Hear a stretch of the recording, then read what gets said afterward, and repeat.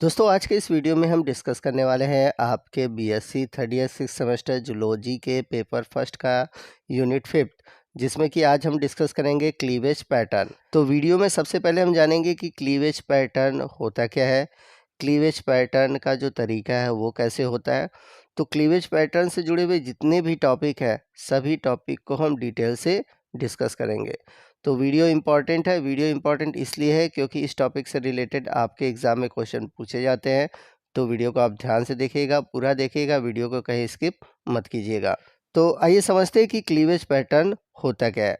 तो जैसा कि हम सभी जानते हैं कि जब स्पर्म और ओवा का फ्यूज़न होता है तो इन दोनों के फ्यूज़न से फॉर्मेशन होता है जाइगोट का। तो जैसा कि हम सभी जानते हैं कि जो जाइगोट होता है एक सिंगल सेल स्ट्रक्चर होता है। अब इस जाइगोट में क्लीवेज होगा और इस सिंगल सेल जाइगोट से फॉर्मेशन होगा टू सेल स्ट्रक्चर का। तो ये जो क्लीवेज है ये फर्स्ट क्लीवेज है। अब इसके बाद सेकंड क्लीवेज होगा। तो ये जो दो सेल है, अब दो से सेल से कितने बनेंगे, 4 सेल बनेंगे। फिर थर्ड क्लीवेज होगा तो 4 सेल से बनेंगे 8 सेल। अब ये जो 8 सेल है, ये जो 8 सेल हैं ये लूजली अरेंज होते हैं। अब इन सेल में क्या होता है, कंपैक्शन होता है। और कंपैक्शन के थ्रू होता है क्या है कि ये जो लूजली अरेंज 8 सेल है अब ये एक दूसरे से एक टाइटली जुड़ जाएंगे, यानी कि जो 8 सेल है वो आपस में अब एक दूसरे से टाइटली जुड़ जाते हैं।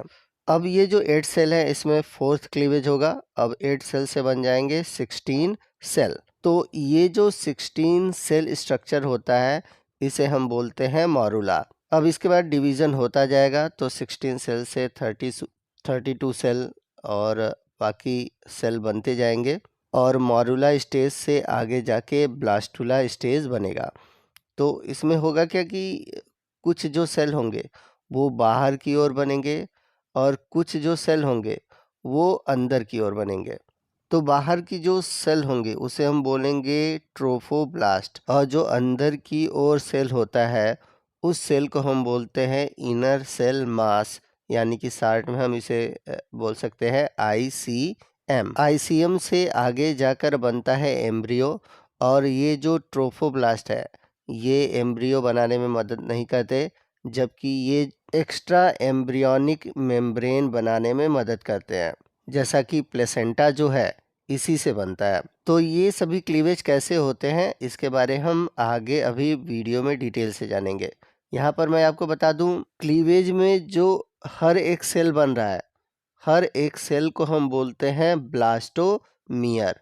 अब ये जो ब्लास्टुला स्टेज आई है इसमें जो बॉल लाइक स्ट्रक्चर बनता है इसे हम बोलते हैं ब्लास्टोसिस्ट और इसके अंदर एक कैविटी यानी कि खाली जगह होता है जिसको हम बोलते हैं ब्लास्टोसेल। अब ब्लास्टुला स्टेज के बाद होता है गैस्टुलेशन, तो ब्लास्टुला स्टेज के बाद बनता है गैस्टुला। अब गैस्टुला स्टेज के बाद क्या होता है कि ऑर्गेनोजेनेसिस होता है और ऑर्गेनोजेनेसिस के बाद एक कंप्लीट ऑर्गेनिज्म बन जाता है। तो ये पूरा स्टेज होता है क्लीवेज के दौरान। तो जो भी चीज़ें होती हैं क्लीवेज के दौरान वो हमने शॉर्ट में अभी यहाँ पर समझा हुआ है। अब इसको डिटेल में समझते हैं कि इसके बारे में हमें लिखना कैसे है, क्या क्या इवेंट होते हैं। तो आपको बता दें कि जो ये क्लीवेज होता है यह एक रैपिड माइटोटिक डिवीज़न होता है। माइटोटिक डिवीज़न आप सभी जानते होंगे कि क्या होता है।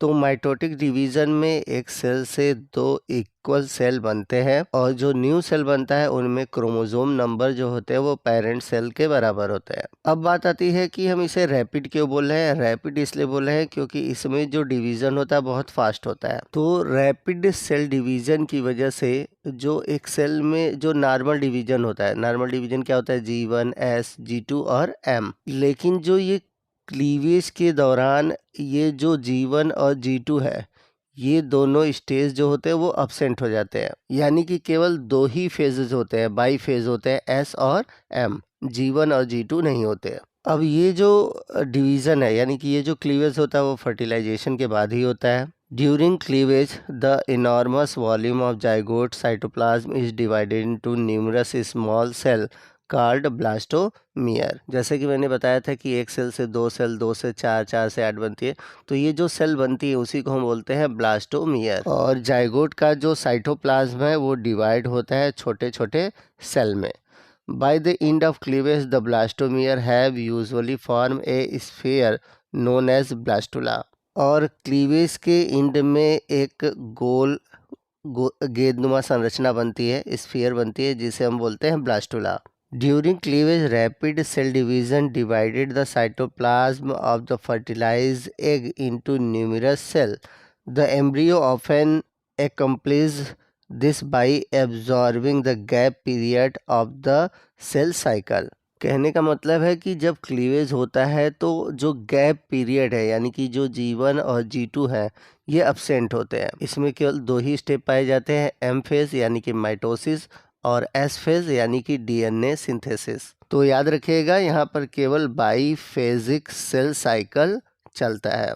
After the rate of mitotic division slow down, the blastomere undergoes dramatic movement and change their position relative to one another। तो जैसा कि मैंने पीछे बताया था कि जब ब्लास्टोसिस्ट बन जाता है, यानी कि जो ब्लास्टुला बन जाता है, तो उसमें क्या होता है, सेल का रीअरेंजमेंट होता है, जिससे कि गैस्टुला स्टेज कहते हैं। अब इस गैस्टुलेशन के थ्रू 3 जर्म लेयर बनते हैं और इन्हीं 3 जर्म लेयर से ऑर्गेनोजेनेसिस के थ्रू बनते हैं ऑर्गन, और ऑर्गन से पूरी बॉडी बन जाती है। अब यहाँ पर आपको बता दें कि यॉल के अकॉर्डिंग जो होता है वो क्लीवेज होता है। अब यॉल क्या होता है, तो yolk is the food deposited in the egg of animal that will provide the energy and building block required for the development and growth. तो यॉल क्या कहता है, ये एक प्रकार का फूड डिपॉजिट होता है जो कि एग को क्या कहता है कि एनर्जी देता है और उसके बिल्डिंग यानी कि निर्माण में सहायता करता है। तो एक तरह से यॉल के ही थ्रू क्या होता है कि जो एम्ब्रियोनिक डेवलपमेंट होती है, जो एम्ब्रियो का ग्रोथ होता है, वो होता है। अब अमाउंट ऑफ जो यॉल्क है, यानी कि एग के अंदर कितना अमाउंट यॉल्क पाया जाता है, उसी के अकॉर्डिंग क्लीवेज होता है। अब क्लीवेज दो तरह से हो सकता है, एक तो हो सकता है होलोब्लास्टिक और दूसरा होता है मीरोब्लास्टिक। तो होलोब्लास्टिक क्लीवेज क्या होता है, इसमें इंटायर क्लीवेज होता है, यानी कि पूरी तरह से डिवीजन होता है। और मीरोब्लास्टिक में क्या होता है कि पार्शियल क्लीवेज होता है, यानी कि एग के कुछ भाग में डिवीजन होता है, कुछ भाग में डिवीजन नहीं होता। तो यहाँ पर आप देख सकते हैं टाइप्स ऑफ क्लीवेज में दो तरह के क्लीवेज हैं, एक तो है होलोब्लास्टिक जिसमें कि कंप्लीट क्लीवेज होता है, और दूसरा है मीरोब्लास्टिक जिसमें कि इनकम्प्लीट क्लीवेज होता है, यानी कि पार्शियली क्लीवेज होता है। अब होलोब्लास्टिक क्लीवेज दो तरह के होते हैं, आइसोलिसिथल जिसमें कि यॉल का जो अमाउंट होता है पूरी तरह से बराबर बराबर डिस्ट्रीब्यूटेड होता है, और दूसरा होता है मीसोलिसिथल। मीसोलिसिथल में क्या होता है, यॉल्क जो होते हैं मॉडरेट होते हैं।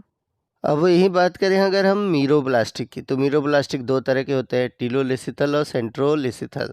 तो टीलोलिसिथल में क्या होता है कि इसमें जो यॉल्क होता है एक इंड पर ज़्यादा होता है, जैसे ये एग है तो ये जो इंड वाला रीजन है इसमें हो सकता है कि जो यॉल्क है वो लार्ज अमाउंट में पाया जाए। वहीं अगर हम बात करें सेंट्रोलिसिथल की, तो इसमें जो यॉल्क होता है वो सेंटर रीजन में होता है। अब जो आइसोलिसिथल होता है ये भी कई टाइप के होते हैं, रेडियल, स्पाइरल, रोटेशनल और बाइलेटरल। तो रेडियल जो है वो इकाइनोडर्मेट्स में पाया जाता है, स्पाइरल एनिलीड्स, मोलस्क और प्लेटफॉर्म में पाया जाता है, रोटेशनल मैमल्स और नीमेटोड्स में पाया जाता है, वहीं बाइलेटरल आपको ट्यूनिकेट्स में देखने को मिलता है। तो याद रखिएगा कि मानव के केस में रोटेशनल होलोब्लास्टिक क्लीवेज पाया जाता है, यानी कि हम में जो होता है कंप्लीट क्लीवेज होता है।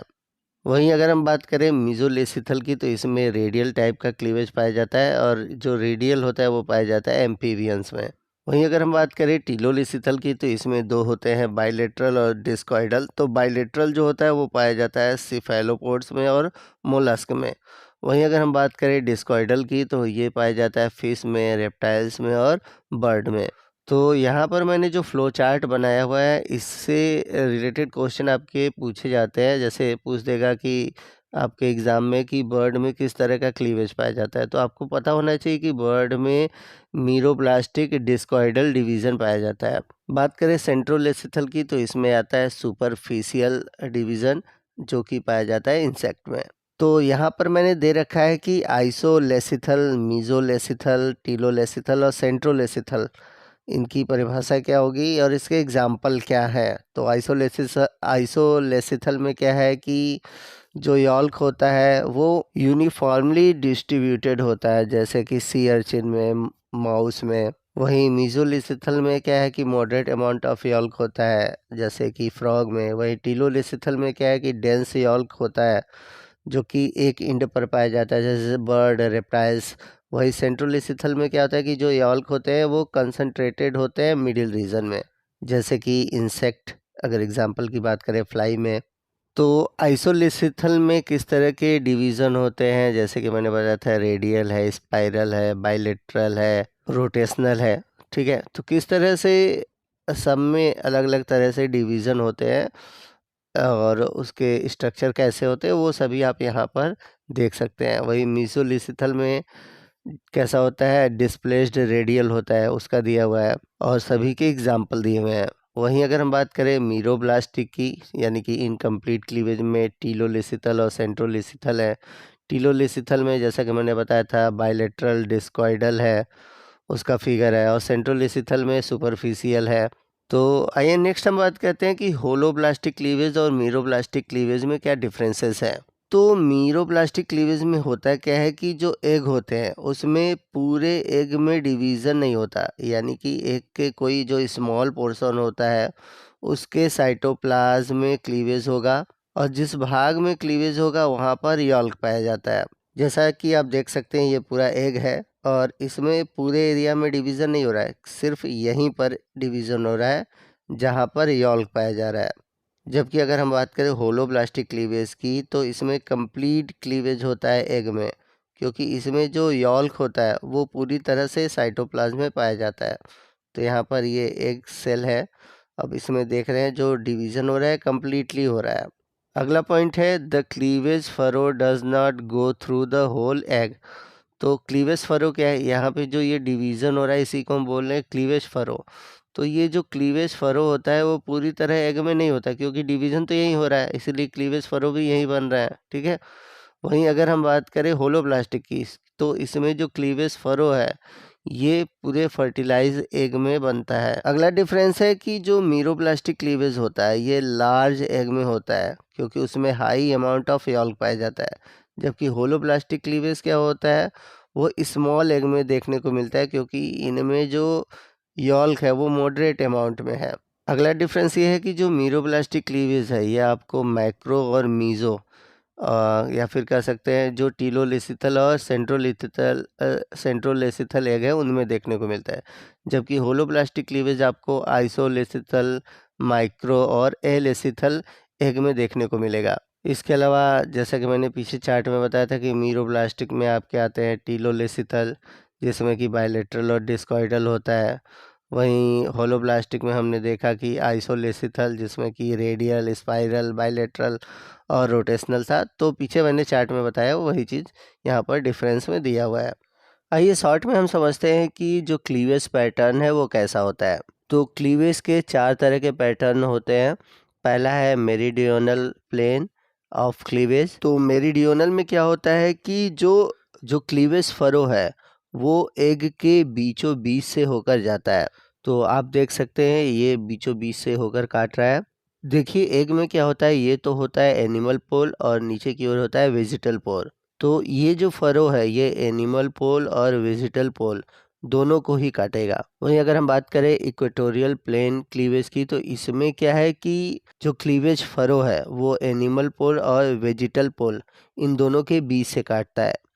वहीं अगर हम बात करें वर्टिकल प्लेन क्लीवेज की, तो इसमें जो क्लीवेज है वो आपके बीच से नहीं होगा, ये किसी एक डायरेक्शन में होगा, मतलब किसी एक तरफ हो जाएगा, जैसा कि यहाँ पर आप इमेज में देख सकते हैं।